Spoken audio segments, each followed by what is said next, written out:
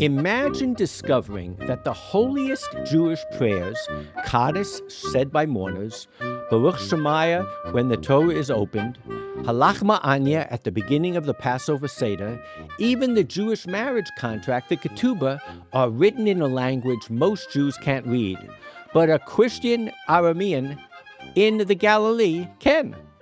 And imagine that this same Christian not only speaks the language of the Talmud more fluently than most Jews, but also served as an IDF paratrooper officer, fighting for Israel while preserving one of the world's oldest living cultures.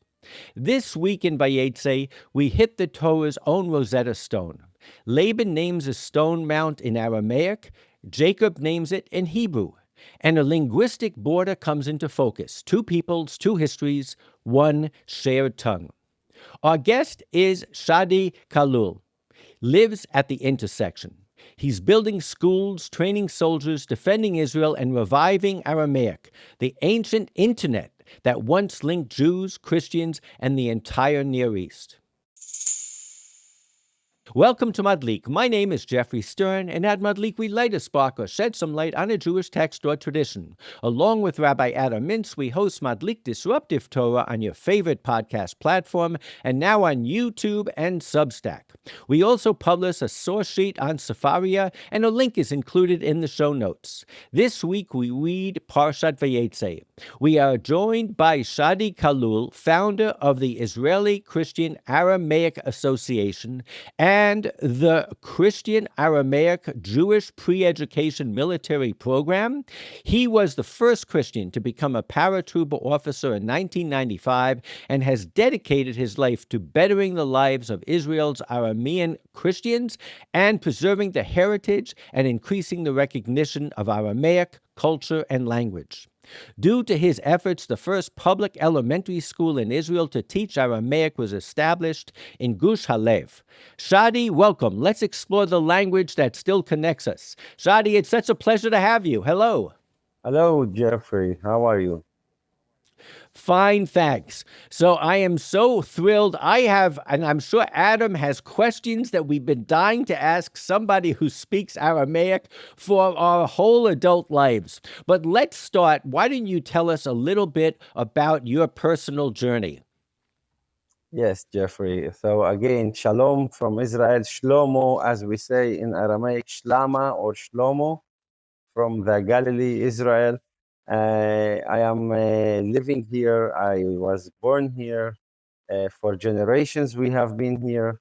As you mentioned, together with the Jewish people, we are the indigenous people of the region. And I grew up here as a Christian, Maronite, which is a Syriac Aramaic community who inhabited this region since time immemorial. And we have been also living here. And thank God, we today actually still testify for our heritage, rich heritage, common heritage, together with the Jewish people in this region, which is the Aramaic Hebraic heritage. And as you know and mentioned, I am Israeli citizen, proud citizen of the state of Israel. Happily live in Israel. Thank God I live in Israel and not in any other Arab dictatorship state around us. And I say that because I appreciate living in Israel for its Jewish democracy that allow other citizens from all backgrounds this equal democratic rights, as you all know and enjoy it in Western civilizations and states as well.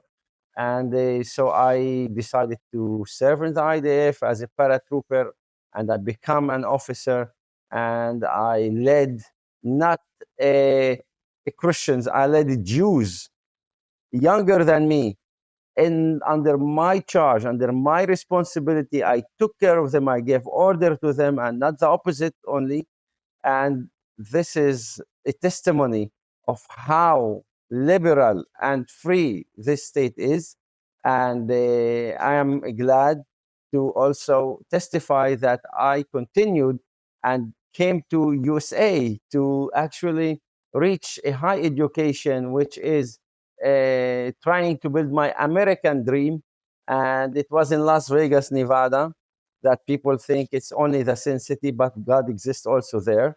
And in this Sin City, actually, God revealed for me our Aramaic heritage again. And through the Bible, the Holy Bible, He actually this revelation gave me the understanding that my role is not building American dream, but Aramaic dream. So I returned back to the Holy Land, Israel, to build this Aramaic vision and to help my country, Israel, through this vision to build Christian-Jewish relations.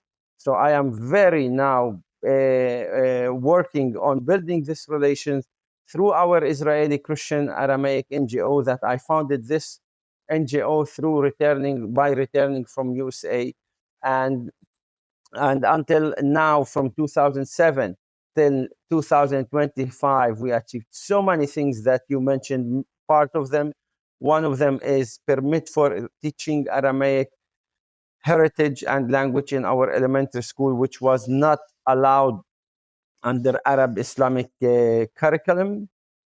Second, I achieved the recognition of the State of Israel of our Aramaic national identity, which is the only state in the Middle East that recognize us, while Arab states still reject and deny our Aramaic identity, and they try to force Arabization and Islamization.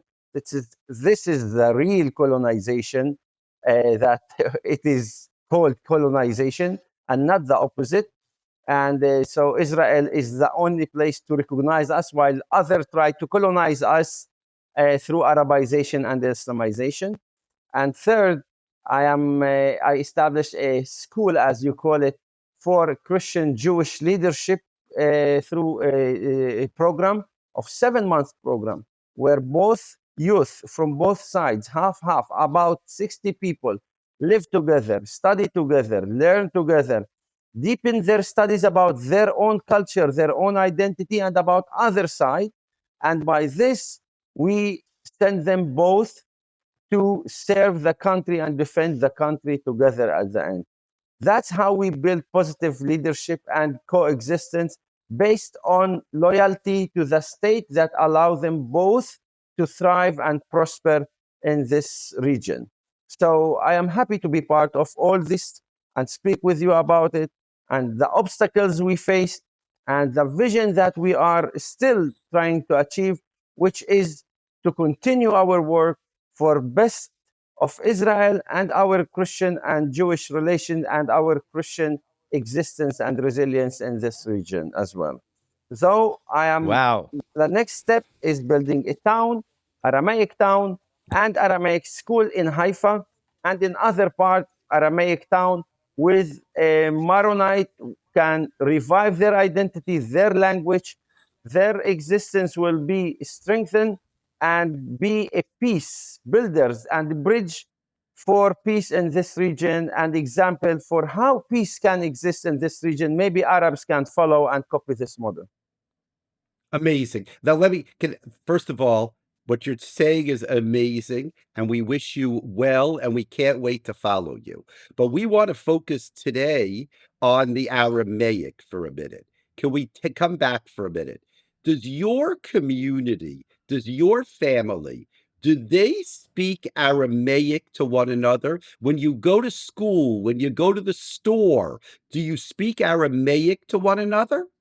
Okay, so the Aramaic people has Aramaic language, and it's called Aramaeans. And those Aramaeans are have different churches. One of the churches is the Syriac Orthodox Church, which is still speak Aramaic. They go to school, they speak Aramaic with each other. They have a language that still preserving it, speaking Aramaic in daily life. When a newborn, is born, his mom sing for him in Aramaic, speak with him in Aramaic. When they go to a shop, they speak in Aramaic. When they go to school, they speak in Aramaic. Now, the Syriac Maronite community, they pray in Aramaic, and the last people who who spoke Aramaic were how you call it, were they they stopped speaking it in 1925 in Psharri, the region which is Mount Lebanon.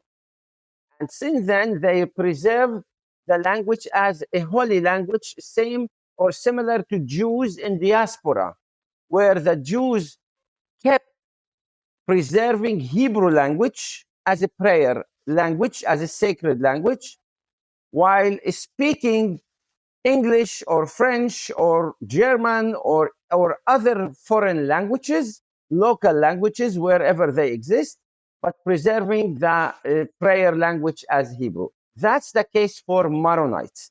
So, as our community, as a Maronite community, we pray in Aramaic.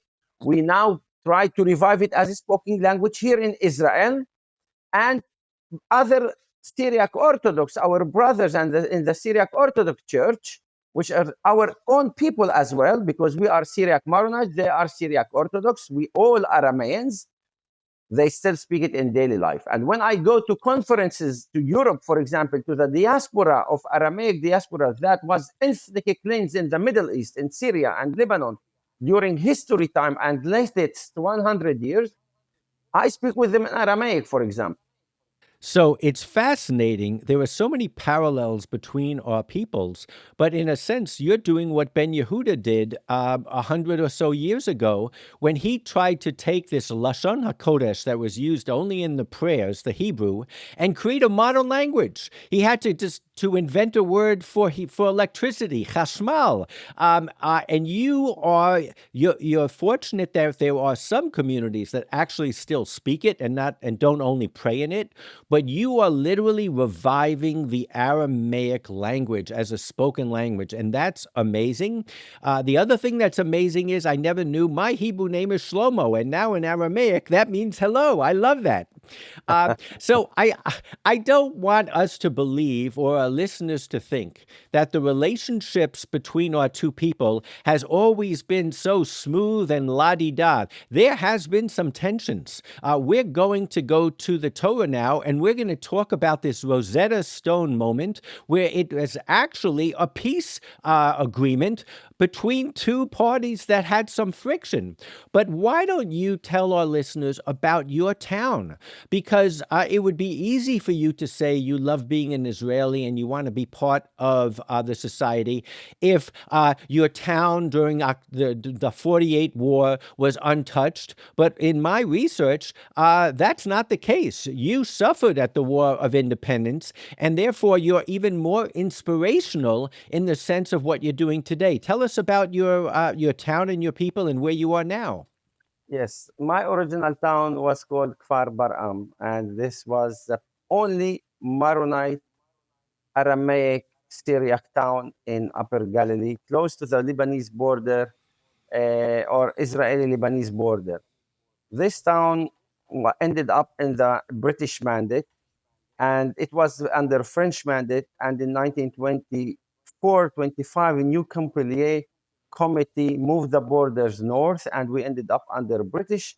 And during the War of Independence, we were caught between the clashes of Arab armies that invaded Israel, invaded the land of Israel, trying to wipe out the Jewish communities, and the Jews defended themselves and they clashed with them, and the Jewish army actually won that war. And in this clash between the two forces, we were caught in this clash, and we were asked to leave the town for 2 weeks, time.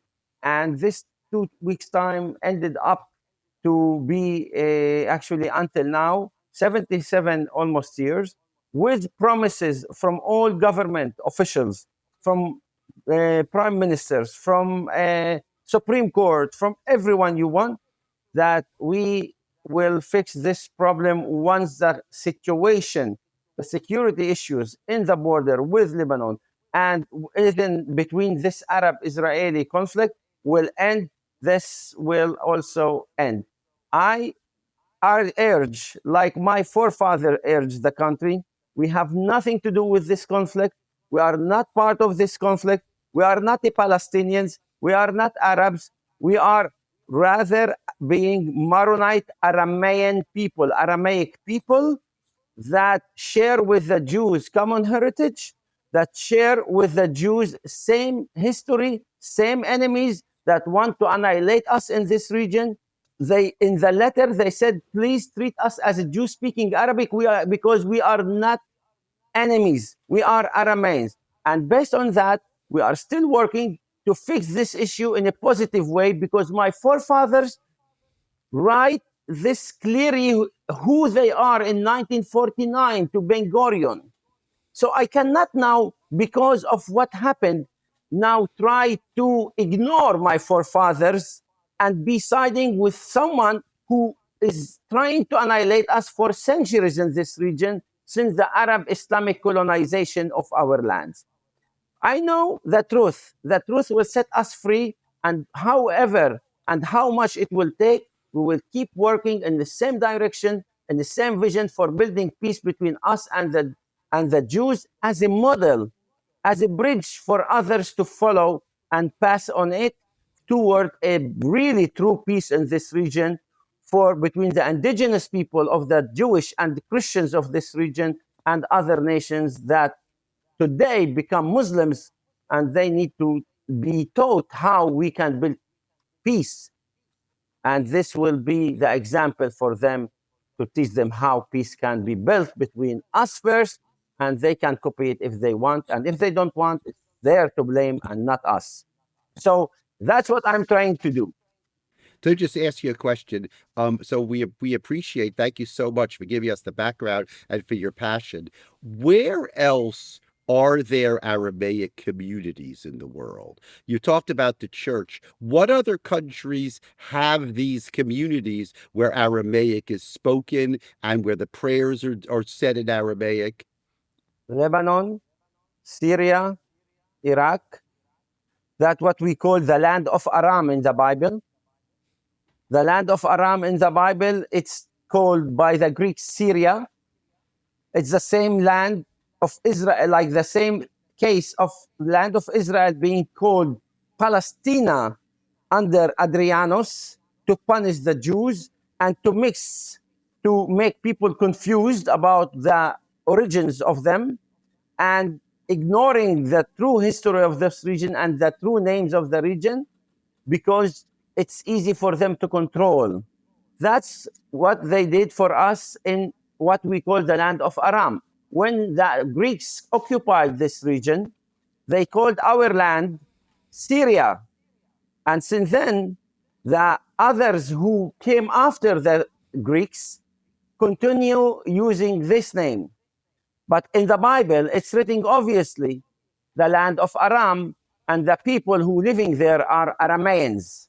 And the descendants of those people are the Christian native people of this land that still speak this language Aramaic because those Arameans adopted the Christianity in the first stages of Christianity because it came from Jewish who were speaking same language like them, Aramaic. So I want to talk about that for a minute. In the Jewish tradition, the speaking of Aramaic actually goes back to the later books of the Jewish Bible. In the books of Ezra, among other places, we have passages actually in Aramaic, which means that 2,500 years ago, before the Greeks, before Christianity, Jews seem to have been speaking Aramaic. And what you're telling me is that your tradition also predates Christianity. The country of Aram is the country where people spoke Aramaic. So this is fascinating, Jeffrey, and that is that the spoken language of the different people, and again, this is pre-Christianity, it's not pre-Judaism, but it's pre-Christianity, that the different people in the region, Jews and non-Jews, were speaking Aramaic. That was what we call the lingua franca, which means the spoken language of the people. Then your community adopted Christianity in its very early stages, and you maintained Aramaic.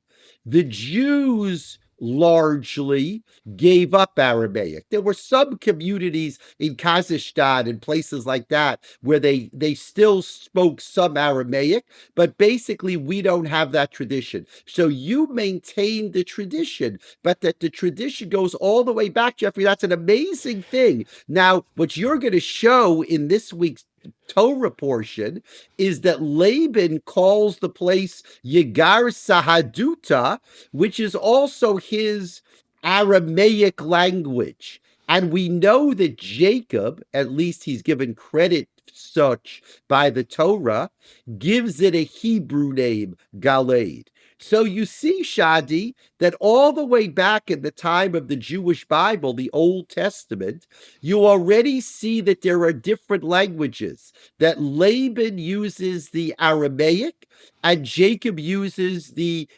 Hebrew. And so these traditions might go back. I mean, if we date these stories 4,000 years ago, means that already 4,000 years ago, this was the language of the region.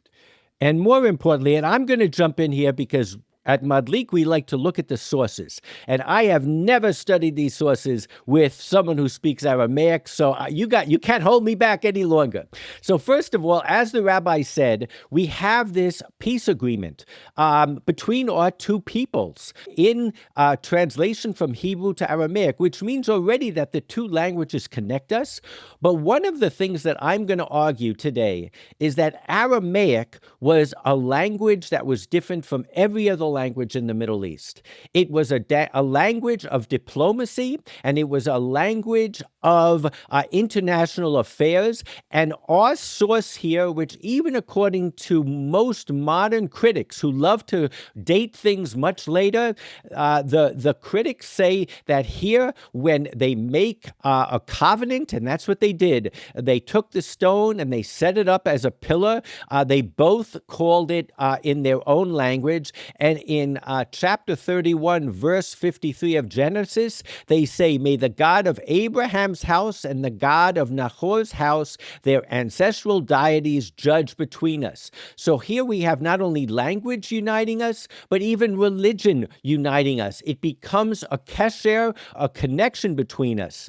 Getting back to some of the things that you said, and I just want to go over a little material and then we'll talk. So Yegar Saduta, Rashi, our classical commentary, says this is the Aramaic of Gilad. In Hebrew, he says Targumo Shel Gilad. The Targum that we have, Onkelos and all that, literally means translation, but every Jew knew when you said translation, you were meaning the Aramaic translation. That's how close the language was. In the Targum Yonatan, which is our translation, here it says, "V'karale Lavan Oger Sahir v'Yaakov karale Belishan Beit Kedusha."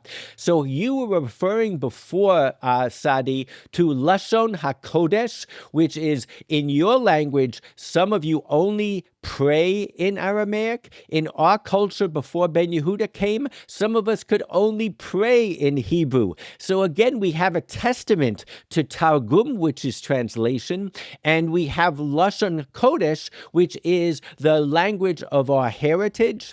I will say there's a tradition of Shnaya Mikra v'Echad Targum, that every week a Jew is supposed to read the script in Hebrew twice and the Targum once. That's the regard that we hold for Targum.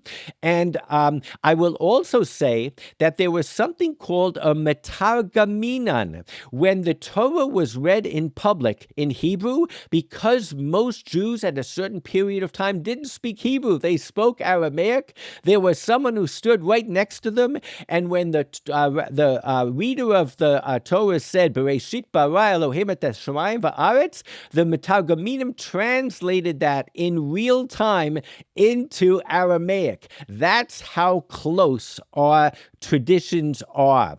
And the idea that Aramaic was a language of diplomacy, which is what we have here, makes it a fascinating language because unlike most languages, and I'll say maybe the only exception similar is Yiddish, most languages are made by ruling powers in their day. Romans came with Latin, Greeks came with Greek. What made Aramaic important was that it transcended statehood.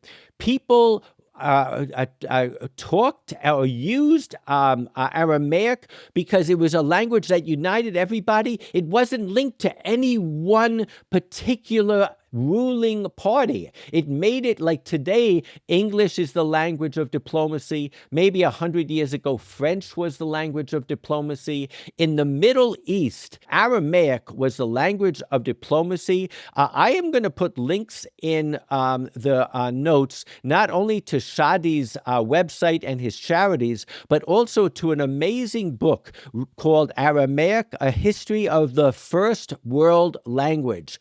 Aramaic united the whole Middle East. Do you agree, Shadi, that Aramaic is a unique uniting language? Yes, indeed. I agree with you. It's not only as uniting as a religious thing, it's what unites us is the ethnic background of this as well. If I go back to Abraham, you mentioned Abraham and Nahor. Nahor was the brother of Abraham. And Nahor, if you go to Abraham's house and to Isaac, for example, who Abraham, he wanted him to get married. He sent Eliezer to Aram to get a wife for Isaac. And who was this wife? The wife was called Rebecca, the sister of Laban the Aramean, from the house of Nahor.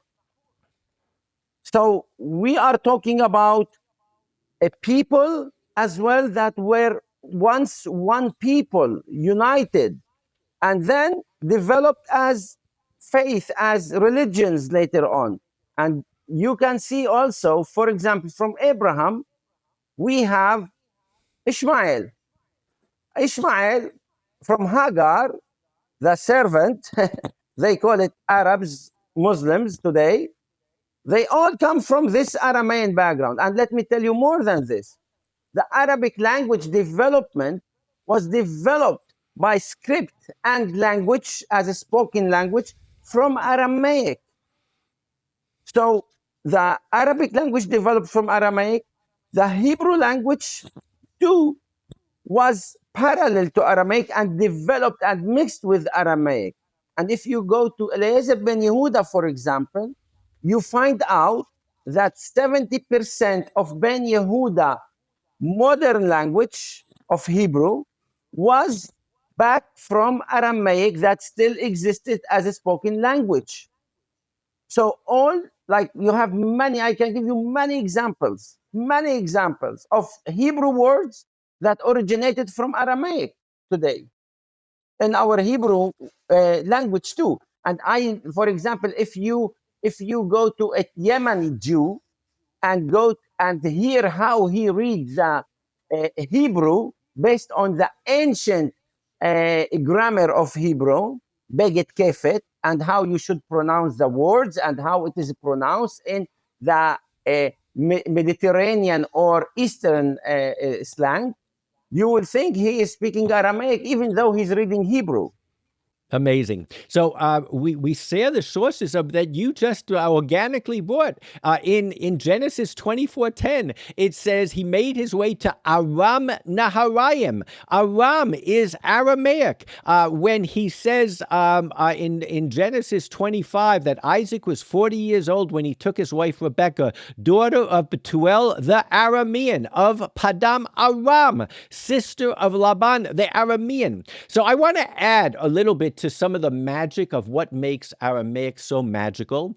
And that is, not only was it a language of diplomacy, but it was a language of a wandering nomadic people. And that too is something that unites the Jewish people and the Aramaic people. How many people, Rabbi Adam, do we talk to that talk about their diaspora, that talk about their galut? We have so much in common, but I want to bring everybody back to the Passover Haggadah. In the Passover Haggadah, at a certain place, we said, Arami Oved Avi, that, and we're quoting a very ancient text that's used in the Bikurim ceremony when you bring your first fruits. It's in Deuteronomy 26. And basically, the Haggadah tries to translate it differently, but the real translation is, an Aramean nomad was my father. So again, the language of Aramaic was a language that superseded borders. It superseded, transcended ethnicity. It was, I am going to go out on a limb here, Shadi. I believe that Aramaic was the first internet. I believe it was the first meta language that enabled people of different backgrounds to talk amongst themselves for discovery. Am I going too far here, or do you agree with me? You're not. That's why the Assyrian Empire adopted Aramaic. That's why the Persian Empire adopted Aramaic. That's why in the Greek Empire, under Alexander the Great, they tried to impose Hellenic or Greek on the people, while Aramaic resisted and kept being used until the 7th century, until the Arab Islamic conquest in the 7th century. The Aramaic, as you mentioned, was the internet of those days. It was the connecting language between people. It's a language where Jews spoke it until the 7th century, like those early Christians who developed from Judaism back then, and from Aramaic people who were pagans and adopted Christianity from the first disciples who were Jews. We cannot deny this. This is a fact and history. Denying it is denying the roots of Judaism and the roots of Christianity that developed from here, from the Vatican, not from the Western civilization. It developed here in the land of Israel. So in the New Testament, there are two, what I would call today, selfies. Places where we get to hear Jesus speak in his own language. He's quoted in Mark 5:41, where he's talking to a young girl who's maybe rejected. Maybe people think that there's something wrong with her. She's a prostitute or whatever. And he says, why don't you say it in Aramaic? What does he say? Talita kum. Talita kumi. Talita kumi, and it's quoting in Mark. The New Testament we only have in Greek, but it preserves language from Jesus himself. When he's on the cross, he goes, my God, why have you forsaken me? But in the New Testament, it says, go ahead, Eloi, lama. Shabachthani. So this is the Aramaic translation of Psalms 22. In Hebrew, it's Eli, Eli, lama azavtani. And in the Targum of Tehillim, it says Eli, Eli, metul ma shabachthani. It uses the same word that the New Testament puts into Jesus' mouth. We can say as Jews, we need to know Aramaic, but Shadi, I think you would agree with me. If you're a Christian, the thrill of being able to learn a language that, according to the New Testament itself, most probably Jesus spoke, has to be extremely thrilling. It is actually very emotional for me, actually, to think that how people connected to each others and why those wars developed. They shouldn't be developed. We are all brothers. We all one people here. And unfortunately, this development of this region, specifically during history of Middle East, just make it nonsense. We are same people. We are same brothers and sisters from the same forefathers. We should actually know the facts. And once we reveal this Aramaic to others, maybe we will put again and in the minds of people a little bit here of peaceful attitude, specifically making the Arabs knowing their roots again, that they were not Arabs here in this region. They were speaking Aramaic like us, and only this type of Arabism was developed in the 7th century. If they know back their roots, they maybe would better respect the Jews and the minority of Aramaic or Christians that they still exist in this region. This is something really I think that is can make a solution and good manner for the state of Israel and for Lebanon and for Syria and for the entire region. I want to mention for you, Adam and Jeffrey, one thing about the Talita Kumi story that I you need to know about. This what made me come back from United States to Israel. These two words of in the Bible. I was a student in Las Vegas my last semester. I took Bible as English literature as an easy course to earn credit and finish my degree as a bachelor degree in international business and finance. And I took that course and not Shakespeare as English literature. Because I come from this area, I learned the Bible, it's easy. And though we were reading the Bible, and once we read this verse, one of the students, American here, the instructor was a professor, a Catholic professor. He said, "No, don't stop. This is not English.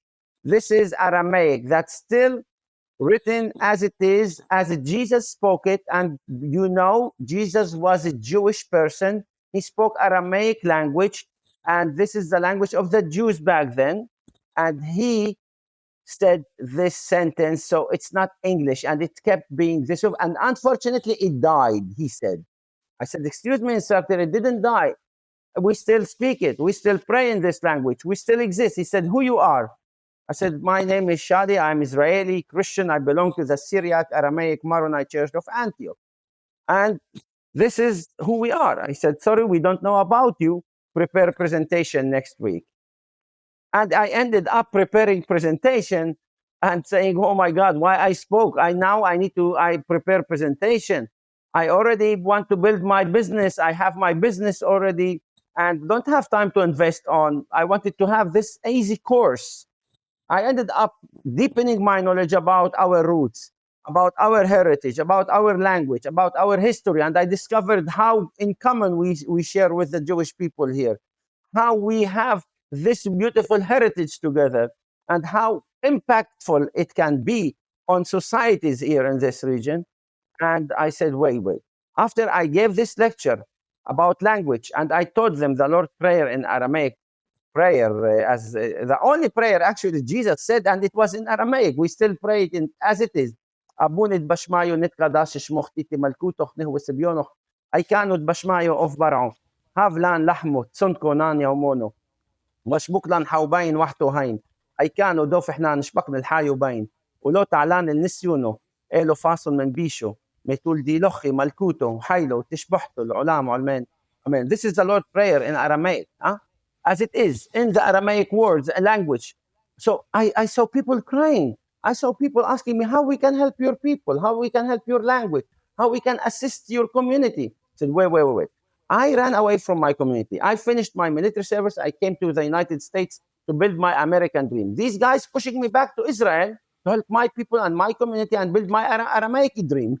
So I ended up at the end deciding that I will go back home and build my Aramaic dream, and that's what I'm doing. From one verse in the Bible was mentioned by you, Talitha Kumi. That's an amazing story. Wow. So we are trapped for time because otherwise I could continue this all day. But just as it was a thrill for your Christian brothers to hear you say the Lord's Prayer in Aramaic. I don't know how your Joffrey, it's a Jewish prayer. Hey, he wasn't of a course, Christian. Jesus wasn't. Adam and I understood 80% of what you It's were saying. It was fantastic. We amazing. loved it. I was ready to join your synagogue. So listen, I don't know how big your screen is. Can you read the Halach Ma'anya? Can you read it on the screen in your accents? I don't. I'm putting you on the spot. What I am asking Shadi to do is we start our Seder, the holiest, arguably holiest moment of a Jewish family once a year, and we don't speak Hebrew, we speak Aramaic. I will say it in my accent, because all the ha, what you say ha in Aramaic, we say ho. The aleph at the end of the word is for us translated as kamatz katan with o. So it's like we are Ashkenazi Jews. You remember? You know? Okay. Okay, so ha is ho. Lahma, instead of saying, we say lahmo. Lahmo, lahma. Lamed aleph in Hebrew, it's lo and not la. So we say it lo. So that's how it is it's pronounced. For us in our Western Aramaic dialect, it's more Galilean dialect or Jerusalem Talmud, more area. هو لحمه عنيو دي إخالو أبوهوتنو بأرعد مترين كل دخفين يتي ويخال كل دا تريخ يتي ويفصح هشتا هشتو هوخو الشنا הבאה بأرعو إسرائيل هشتו عبדי الشנה הבאה בני חורין. So what you see here, it's a mix of Aramaic and Hebrew, by the way. Right. Correct. Well, that's the way it was written. Of Aramaic and Hebrew, it's not pure Aramaic. So you have many Aramaic words and many Hebrew words mixed together. Amazing. Shadi, I have to sneak out, but Jeffrey, this is absolutely amazing. The only podcast in history where we have someone who said the Lord's Prayer in Aramaic and read Halach Ma'anya. Jeff, we have to start it. Everyone's going to read Halach Ma'anya in the original Aramaic. Thank you so much, Shadi, and we wish you well. Shadi, I want to say that I teared up a little bit when you were saying that, because I felt like I was closer to the way my great-great-great-great-great-grandfather would have said it. This is just so beautiful. For our listeners, I'm going to put a link to Shadi's charities in Israel, amazing schools that he's creating, pre-military academies that he's creating, and he's going to be listed with PEF Israel soon, and I'll put a link there when he has it. Shadi, you are my new brother. Aramaic has let us, two people, rediscover ourselves all over again. And I agree with you. I think their potential here to create a new Middle East is possible. So thank you so much for joining us. I look forward next time in Israel to come visit you in person. Always welcome. Thank you so much. Toda rabah.